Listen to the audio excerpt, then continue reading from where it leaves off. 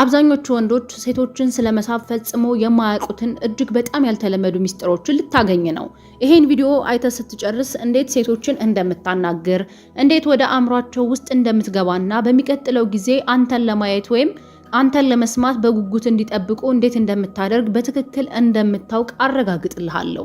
የመጀመሪያው ግንኙነትና ስህተት። አሁን ከምታናግራት ልጅ ፊት ለፊት ቁመሃል ብለን እናስብ። ለሷ ምን ማለት አለብህ? ስለምን ማውራት አለብህ? እና ንግግራችሁ እንዴት ያለ ችግር እንዲቀጥል ማድረግ ትችላለህ? አንዲትን ሴት ማናገር ስትጀምር ልትሰራው የምትችለው የመጀመሪያው ስህተት ይሄ ነው። ከሷ ጋር ስታወራ ስለ ንግግሩ ርዕስ ወይም እንዴት እንደምትናገር ከመጠን በላይ አታስብ። ይሄ በጣም ትልቅ ገዳይ ስለሆነ ወደ ዝርዝር ጉዳዩ ከመግባታችን በፊት መጀመሪያ በዚህ ላይ ያለህን አመለካከት እንድትቀይር ፈልጋለሁ። የውስጥ አስተሳሰብህን እንድትቀይር ፈልጋለሁ። ከአንድ ሴት ጋር ስታወራ እሷም ሰው መሆኗን ብቻ ማስታወስ አለብህ። ከዛ በላይ ምንም አይደለችም። ቆንጆ ስለሆነች ብቻ ከፍ አድርገህ አትያት። ይህ ላዩን ሊመስል ይችላል፣ ግን በውስጥ መቀበልህ ወሳኝ ነው። ከአሁን ጀምሮ አንዲት ቆንጆ ሴት ባናገርክ ቁጥር እኔን አስታውሰኝና ለራስህ እንዲህ በል፣ እሷ ሰው ብቻ ናት። እስኪ ድገመው፣ ኮሜንት ላይ ጻፉልኝ። እስኪ እሷ ሰው ብቻ ናት ጻፉልኝ። በእርግጠኝነት ይሄ ወደ ውስጣችሁ ለማስገባት ዝግጁ የሆናችሁ ወንዶች እንደምትጽፉልኝ። ሁለተኛው በውስጥ ልትይዘው የሚገባው ነገር ራስህን ከፍ ባለ ደረጃ ላይ ነው። እሷን ደግሞ በዝቅተኛ ደረጃ ላይ ማየት አለብህ። አትጨነቅ።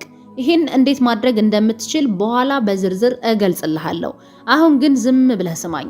አሁን ከአንድ ሴት ጋር ስታወራ የእሷ ንዑስ አእምሮ ፍቅርን የሚቆጣጠረውና ትክክለኛውን ወንድ የሚፈልገው ተፈጥሯዊ ስሜት ለእሷ ትክክለኛ ሰው መሆንህን ወይም አለመሆንህን እየገመገምክ ነው። ሴቶች በሚሰማቸው ስሜት የሚሳቡ ስሜታዊ ፍጡራን መሆናቸውን ታውቃለህ። መሳብ ሴቶች በወንዶች ለሚታዩ የተወሰኑ ጸባዮች የሚሰጡት ንዑስ አእምሯዊ ምላሽ ነው።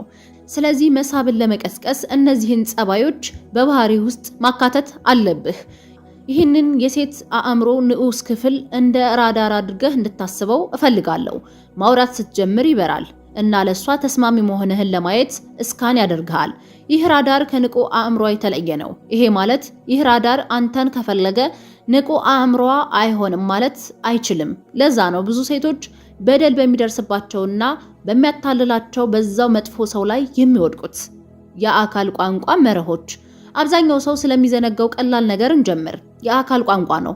አንዳንዶች እጅህን ኪስ ውስጥ አታስገባ ይላሉ። አሁን እንድታደርግ የምፈልገው የመጀመሪያው ነገር ይሄንን ሁሉ መርሳት ነው። ይሄ ሁሉ ትርጉም የለሽ ነውና ምንም አይረዳህም። የአካል ቋንቋን በተመለከተ 3 ዋና ዋና ነጥቦች ላይ ትኩረት እንድታደርግ እፈልጋለሁ። ብዙ ወንዶች የሚሰሩት ስህተት ወደ ልጅቷ መጠጋት ነው። ይሄ እሷን ያስቀይማታል። ምክንያቱም በንዑስ አእምሯ ውስጥ ላንተ በጣም እንደፈለካት ምልክት እየሰጠሃት ነው። ይልቁንስ ከእሷ ራቅ ብለህ ማውራትን ልማድ አድርግ። ይሄ የመጀመሪያው ነጥብ ነው። ጥሎ የመሄድ ጥበብ። ሁለተኛው ነጥብ እሷ አንተ የማትስማማበትን ነገር ስትናገር ጥላ መሄድ መጀመር ነው። ለምሳሌ አንዲት ልጅ በጣም ፍላጎት የለኝም ካለችህ አውቃለሁ፣ ምናልባት እኔ ላንቺ ከምትችዩ በላይ እሆናለሁ፣ ለማንኛውም አንቺ በጣም ጥሩ ልጅ ነሽ ብለህ እየተናገርክ መሄድ ጀምር። ቆንጆ ሴቶች ወንዶች እንዲህ ጥሏቸው ሲሄዱ አይለምዱም። አብዛኛውን ጊዜ ወንዶች እንዲከተሏቸው ነው የሚፈልጉት። ስለዚህ ጥሏት መሄድ ላንተ ትልቅ ዋጋ ይሰጥሃል። ይሄም በራሱ ወደ አንተ እንድትሳብ ያደርጋታል። የምቾትና የመረጋጋት ስሜት። ሶስተኛውና በጣም አስፈላጊው ነጥብ ምቾት እንዲሰማ ማድረግ ነው። ከአንድ ትልቅ ሰው ጋር ተቀምጠህ አስብ፣ አትረጋጋም። አሁን ደግሞ ከ10 ዓመት ጓደኛ ጋር ተቀምጠህ አስብ። የአካል ቋንቋህ ምን ይመስላል? እግርህን ዘርግተህ ሊሆን ይችላል። ዘና ብለህ ታወራለህ። በሁለት ሰዎች መካከል ትልቁ ዋጋ ያለው ሰው ዘና ብሎ የተቀመጠውና ሌላኛው ሰው ስለሱ ምን እንደሚያስብ የማይጨነቀው ነው። ከአንድ ሴት ጋር ስታወራ እጅህን ኪስ ውስጥ መክተት ከፈለክ ክተት፣ ማውጣት ከፈለክ አውጣ፣ እግርህን ማንሳት ከፈለክ አንሳ፣ ዘንበል ማለት ከፈለክም በል። ዋናው ነገር ምቾት እንዲሰማህና ዘና እንድትል የሚያደርግህን ማድረግ ነው። እሷ እጅህን ወይም እግርህን ምን እንደምታደርግ ግድ አይሰጣትም። ግድ የሚሰጣት አንተ ዘና ብለሃል ወይስ አልተረጋጋህም የሚለው ብቻ ነው። የንግግር ቀመር። ወደ ንግግር እንለፍ። ከአንድ ሴት ጋር ስታወራ ሁልጊዜ እንድታስታውሰው የሚፈልገው ቀመር አለ።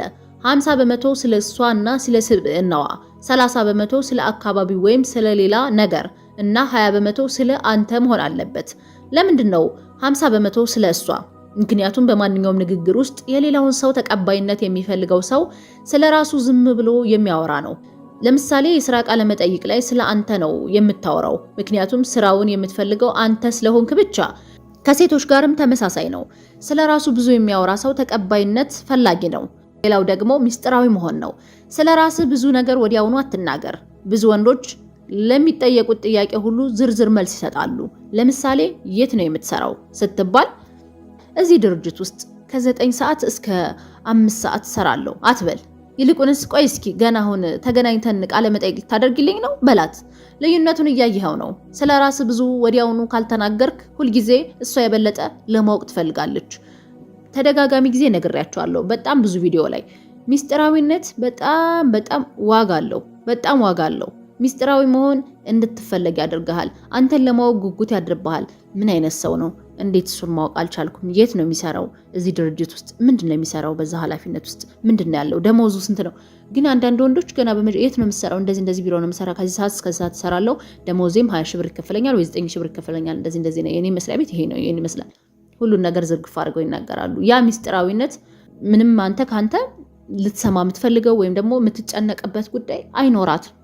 ስለዚህ ምንም አንተ ያን ያክል አንተን ለማወቅ አንተን ለማፍቀር ለማሳደድ ምናምን ጊዜ ማያስፈልጋትም። ምክንያቱም አውቀሃለች። ገና በመጀመሪያው በከበሩ የምትለይ መጽሐፉ ነሃል። አንዳንድ መጽሐፍ ከበሩን አይተን በቃ ውስጡን መገመት ከቻልን አናነበውም። ግን ሚስጥራዊ ሲሆን የሆነ ከበሩና ውስጡ ላይ ያለው ነገር እንዴት ከበሩና እዚህ ጋር የምናነበው አልተገናኘም ብለን ያን መጽሐፍ እንጨርሰዋለን።